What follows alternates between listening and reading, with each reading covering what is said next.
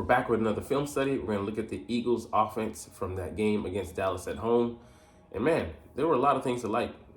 Only a few things I didn't like, and that was I would say one of the big ones was the conservativeness on offense, and that's it. But we have some problems that we have to, navigate, as well as one by injury, how we're going to replace. What's up, it's your boy Centron coming back at you with another analysis video, and I kid you not, that's my real name. And like I said, Eagles film analysis, all 22 offensive takeaways from the Cowboys game. So this guy had a lot to do with it. He's the main thing. Let's keep it that. All right. I agree with him. Performance of Jalen Hurts, playing from the pocket, definitely elite. He showed up, these past couple of weeks, especially without the use of his legs.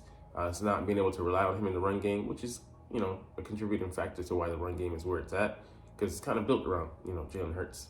Not just the RPO, but, the usage of his mobility. But I like this concept here, crash, short in and deep out. I love that, we draw attention with AJ coming here, pulling that attention away, and allows Dallas Goedert to come over here with the over. So let's look at it. He just runs a great route from the slot. He's there against Jordan Lewis, number 2. And yeah, the way he just stems him at the top and just creates that separation, gets, the toes down, two toes down in bounds. He runs like a receiver, man, which is why we're going to miss his ability and what he does as a duplicitous tight end. Truly a two-way guy, one of the top 5 in the league, I believe top 2, behind Kelsey, in my estimation. But at the very least, you put him behind George Kittle at number 3. But he's able to, run block, at a very high level, improved since he's come into the league. But you don't know whether it's a run or pass, with him. So the defense has to be on their laurels, and then when they get put to sleep, lulled to sleep by him blocking, we leak him out the back, or have him chip and then get into the pass coverage, get into a route. Yeah, it puts the defense in a pretty tough bind. But we're gonna miss him over the course of the maybe 4 games or 4 weeks, whichever it is. He's out. Maybe he's back for the Dallas game, and then we get to the play later. But I just wish he would have taken the yardage and gotten out of bounds. We had the first down. He's just going for extra yardage there, but we'll see. Anyways, yeah, the zone running game isn't good enough against great defenses to trouble them that much. So we're struggling without the added element of Jalen in there, and I don't think he's gonna be back to full health after the bye week. So we'll just have to kind of sprinkle it in, but you don't want to mess with it too much, because the reason he's in this conundrum, I feel like, is because he scrambles, and I don't know. I mean, it might not have been that Patriots play where Jabril Peppers speared the hell out of him and made him lose the ball, but it's just I don't want to center the running game around him. I want it to be a threat, and threat. You promise it. You wield it. Few times you have to to carry it out, but it's such a big threat because it's viable. But if you lose, that weapon loses its edge, it gets rusty, it gets damaged. That threat is lessened, and if your opponent knows that, more so. So, yeah, QB draw and counter bash. I mean, we all think we've seen enough. Definitely QB draw, definitely in the red zone. But QB counter bash, not opposed to it a couple of times a game, but not as much as we I think ideally want to lean on it. But there's some other things we can look at later in this article that show you that we can definitely more than survive. We can thrive if we commit to the right things, like that first game goal touchdown, which we'll look at later. We'll look at right here. So it's misdirection. You get the numbers, and it's 6 on 6, hat on the hat, and then Steen, excellent run blocking there. We're able to climb to the next level. But you look at the alignment here. He lines here. You see most of the defenders on this side, so it means it's great for basically a misdirection, not a counter, but basically countering, across the field to this, this side. You have 1, 2, 3, 4, 5, 6, and we have 1, 2, 3, 4, 5, 6. So we're gonna flow in that direction. These guys are gonna get left behind, and it's just it's such a great play to misuse, like especially a speedy defense like Dallas, to misuse the direction of their flow, and we should be running more things like that to mitigate what we're lacking right now with Jalen being compromised. All right, processing speed, throw is elite. So Cowboys show a single high pre-snap, but then they roll into too high, which takes AJ out of it, and we want to hit like an crossing route that cuts into the defense and deep over in this case. Devontae has that, but Jalen being able to read that on the fly and then throw a laser to Devontae. We'll just look at it here. Just excellent call. So you see that AJ's being taken away, and that window also opens up though, with him holding the coverage of the guy in that area, and them not being able to close in on it. Devontae is able to get into that pocket there. So AJ has the guy here. He's being bracketed by this guy and this guy underneath, and then basically, he should be, the safety should be paying attention to him, but thanks to AJ, he's on a single coverage, and he has a few steps on him, some has a space running into that space. Jalen's able to throw into that as a clean pocket. Just excellent overall pass play. Great concept, and we get enough pass protection from him, for him to be able to make that window throw. So just excellent execution and great thinking up there. So we employed this personnel a couple times. I remember starting back from I think the Rams game for me. Pony personnel, 2 backs. This one's an excellent one that Gainwell, he's in the fullback, but he's able to come across the formation and block for DeAndre Swift and spring him on this play, because he doesn't make that block. He gets stopped for maybe like a 2 or 3 yard gain, but he goes for a first down here. And being able to stretch defense horizontally. They have to cover so much space, and as fast flowing as they are, it still puts this defense in a bit of a bind with them being able to test the edges of the defense. So you'll see here, Swift is motioning from the other side of the formation. Gainwell gets that block, and he gets about 6 or 7 extra yards where he might have been stopped. Just had a 6 or 7 yard gain. So excellent play call. Use of odd formations and shifts to mitigate the usage of the usual run game. These are things that we can employ, and you don't want to wear it out. You don't want to let the defense get accustomed to it. But being able to build off of these concepts, things like that, to layer, to have extra options baked in, to trick the defense, deceive them, things that we should look at during the bye week self-scout to say how can we improve on our play calling. To I'd love, ideally for me, I used to love to do it in Madden, call everything out of the same formation so that everything looks identical. They don't know whether it's pass or run is coming. They don't know if it's going to be two layer or 3 layer deep attack. They don't know if it's a play action or really it's a run play. So just being able to do those type of things to deceive the defense goes a long way. All right, let's see. Another way you can improve the run game. Getting under center. I agree. We only did this once with Rashad Penny coming out of the first half, going into the second half, third quarter. One run under center. I'd love for us, like I said, just above, being able to run some plays out off of this. And it doesn't have to be a huge part of our offense, but it could be a package where, we run plays and then we have a couple pass plays as well. Run out of a more traditional I set, where, I formation, with Jalen under center, and, it lend to, some play action as well.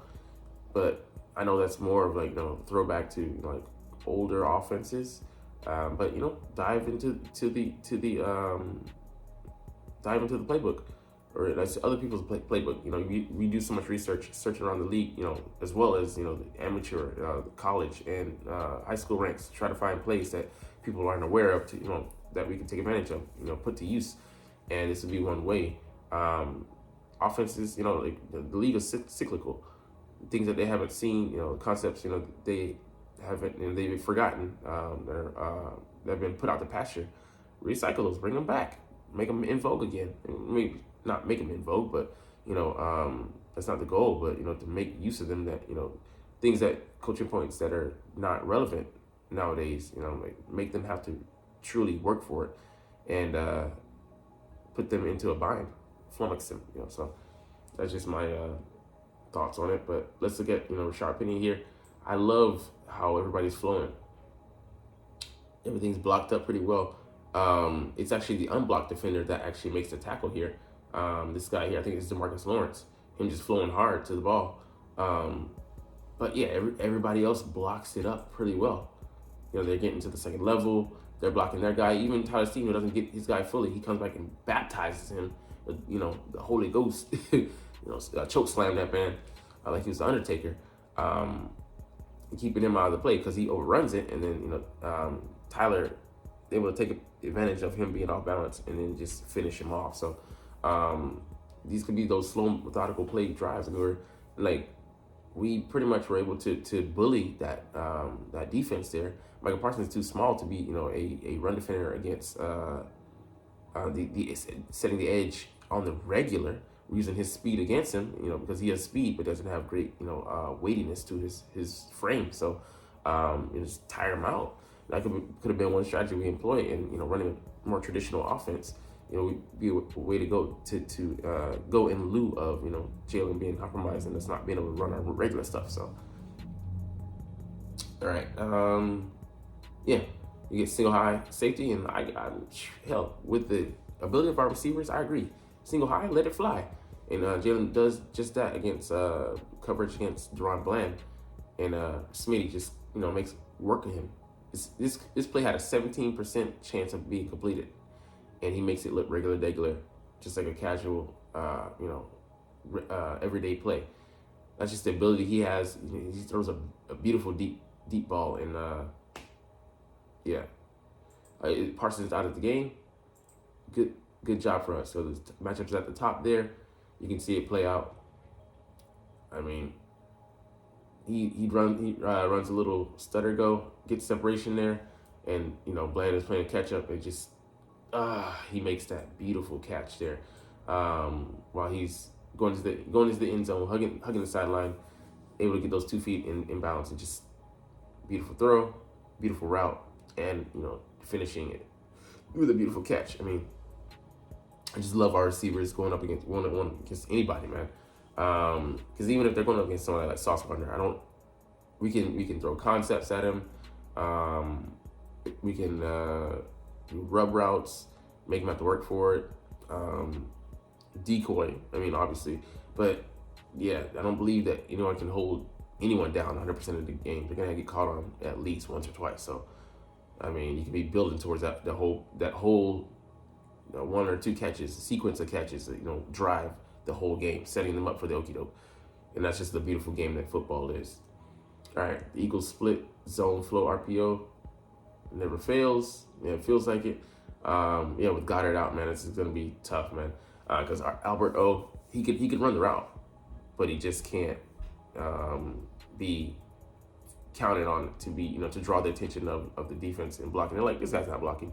He's a glorified receiver out there. And granted, he is. He guy runs a 4.4 at his size, 250 plus, and like he's 6'3" or 6'4". You know, make use of the athleticism. He can run this play, but it'd have to be Jack Stahl or someone, you know, for them to believe it. And then he doesn't have the same athleticism, so that's where we get into trouble. They're basically 2 halves of Dallas Goedert, if you will. Stahl's a pretty good blocker, and Albert O's a pretty damn good receiver, but you can't marry the two because they're 2 sides of the same coin with their ineptitude on one side of it. And that's not to say that they're inferior players. It's just, you know, they have their tools and they're good at them. All right, let's run this play. All right, so you see him here crossing the face. He could block. They get caught up. Oh, He's not gonna block. And then, oh, right here, go out of bounds. Go out of bounds. Don't fight for those extra 2 or 3, maybe 4 yards you get that cost us so heavily, over the course of the next 4 weeks. And just like I said, with his playing style, he tends to get hurt. Missed a game 2 years ago. 2020, I think he missed 4 games, and then he's gonna miss 4 or 5 games. And then last year with the play, and it's funny, like back-to-back years on a questionable play by the defender. I mean, definitely last year, just not questionable. That's damn wrong when you look at it. This one here, just nothing wrong legally with what he did, but him pinning the arm and then twisting it, just man, just you hate to see that.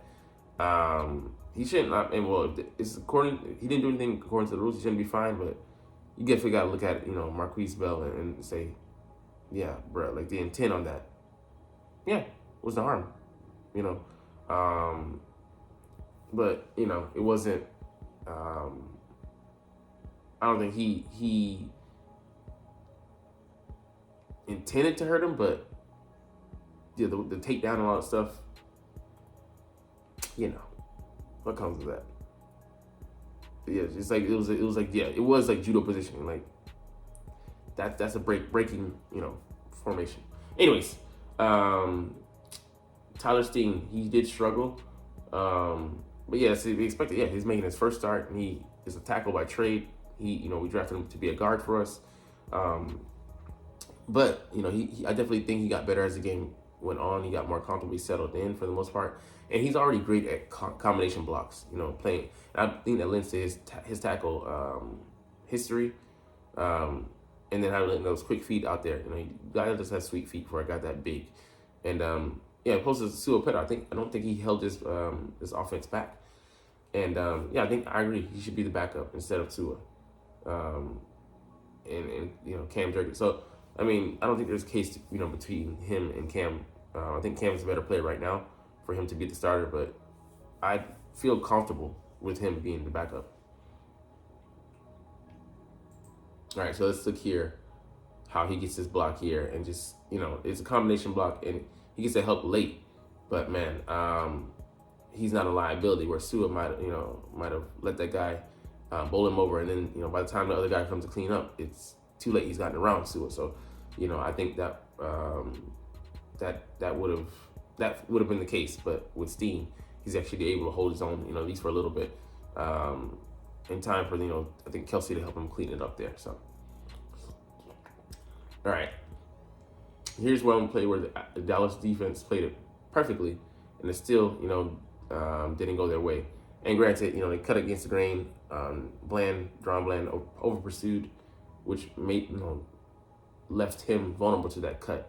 But also the other corner wasn't able to help as well. He was helpless. So let's look here. It's the same, like in a split zone, but this time A.J. Brown's in there, crossing the face. And then he has him. He cuts underneath. They're both waiting for him. I think that's Stephon Gilmore. And, it's a wrap. A.J., he uses his running back-like ability, to bull his way into the end zone. Like, not too heavy, but, he's also athletic at that size, 6 foot, 226, but he's able to stop on a dime there and cut underneath. You don't expect it from a bigger guy, but that's great that we have that. All right, I didn't like this call either. 3rd and 3, we go take a deep shot to AJ, and the route. You look at it, he ran kind of. He geared down a little bit. He had to fight through contact. He geared down a little bit too early, and then he was hugging the sidelines too hard. So, not a great route. I'm reticent to call it a bad route, but it wasn't. It was just okay. It was an okay route, as a clear out route. But as a the primary on that read, I don't think it was a primary, but it was kind of similar to a couple weeks past where he geared down. He started gearing down, and he had to gear up because he realized the throw was coming to him. So, it was aggressive play called by our aggressive coach, and then aggressive throw by our decision by our quarterback. But just wasn't the right one. But maybe we throw it to Albert O here. We're gonna look at him actually on this side here. So let's look at AJ first. So he gets contact. Durant Bland does a good job, but then here he lost sight of the ball. But then it's a bad throw by Hurts as well. I forgot to mention that. out of bounds. Didn't give him a chance in rounds, and then AJ kind of lost it, but he lost the ball. But look at right here by Alberto, like comes out, chips the end. Oh man, he gets a piece of him, and then I think he's open there over the middle. But I would love to see that target. We might have got the first down and kept the drive going to help us to bleed the clock. But we decided to go deep, and just things didn't work out. But like I said, we got too conservative at the end of the game, trying to not have turnovers, and we're taking shots here. So I'm like, what? Like, is this conflicting information? But it was an overall good game by our offense. We scored when we needed to. We ran some damn good plays and some good creativity on our side, to mitigate the run game, try to get it going. But we'll have to move forward without Dallas Goedert for these next 4 games or so, and who we're going to supplant him with, how we're going to replace his production and his blocking ability, as well as the run game, how we're going to get back on track, and are we going to use different formations? Are we going to go back to the I formation under center, things like that? But that's to be seen. We'll see. So, anyways, we're gonna get up out of here. No, we're not. We're gonna get to another thing. Sorry, I'm forgetting. N'Kobe Dean injury update. So he's expected to go on IR. It's a Liz Frank. It's on the other foot, so not the same foot, but we came out the field. He slammed his helmet down because he was mad, because he knew that it was going to be something serious. So previous years, it would have been a wrap, him going on IR twice in one season. But now he can come back multiple times, but it's going to use one of our 8 activations. I think it was going to be like Quez. We called back Cam. So, Cam, N'Kobe, that would count for 2. Then Quez Watkins, that would be 4. So I think Justin Evans would be 5. So yeah, we're kind of running out of those, and we have to look how we want to play it. So if he doesn't come back, we can, but we're gonna bring him back, so because we need the depth. We only have Christian Ellis behind him, and we're just dirt thin at linebacker. The guys on the practice squad, Ben Van Timmer, and you don't want to see him playing in a regular season game at this point, because he's raw. He's too raw, and it's not Monday night. Are we gonna bring up somebody off the street to put on the practice squad? Maybe possible. Let's look at what's left in the trash heap. Those guys are there for a reason. But yeah, not a good start to his career. He's got to be labeled with the injury-prone label for right now, because this is his first year as a starter. Second time going out, he played about 4 games, missed 5 or 4. Which one of those? There's one of those. Switch those out. But Nicholas Morrow and Zach Cunningham been able to get us through it. So even before he got injured, they were more effective. And that's just him getting into the swing of things. He's a second-year player, and he doesn't have the experience, so they do. But on that note, running it up out of here. And I know that you're not even watching, though, but it's all good, because I love talking about the Eagles and love making these videos. So like I said, we're going to chunk the deuces. But as always, it's Fly, Eagles, Fly, and let's motherfucking go. Like, comment, share, subscribe. Thanks for watching. Check me out at Centron Anime, Centron Life, or Centron Laughs, or other social media.